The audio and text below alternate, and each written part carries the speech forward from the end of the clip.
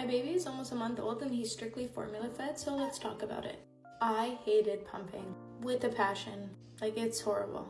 I hated cleaning the parts, I hated the schedule. He had to eat every 3 hours, but then I was supposed to pump every 2 hours. And then I had 1 hour in between when I wasn't doing anything, so I was cleaning pump parts and just trying to rest. I was literally miserable. When I was pregnant, I said that I wanted to breastfeed or pump, but I was never opposed to formula. My baby spent the first week of his life in the hospital, so that made it really hard to just do anything with pumping in general. For me, breastfeeding wasn't really an option for me in that first week because we had to make sure his weight was up, and obviously you can't really see what's coming out of your breast unless you're pumping, so that's why I switched to pumping at the beginning, but it literally made me miserable.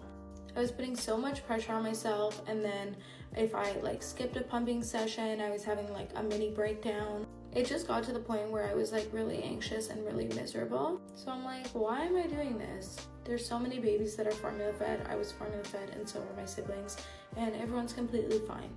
I had to outweigh the pros and cons of doing it. And to me, the most important thing was that if I quit pumping and I actually had that extra time to spend and sleep and just mentally be okay, I would be able to show up better for him as a mom. So that is what helped me get over the guilt, because there is a lot of guilt associated with it, especially even when I watched him drink the last bit of the breast milk that I had pumped. I felt kind of sad, but then I just had to remind myself of why I was quitting pumping and what it was doing to me mentally, and that I would be in a much better state if I just formula fed him. So yeah, that is how I made my decision. I also gave this guy 10 months of my body. I'm like, he's gonna be fine. He'll forgive me one day. If you are breastfeeding or pumping and you're absolutely miserable, I really hope that this message helps you a little bit.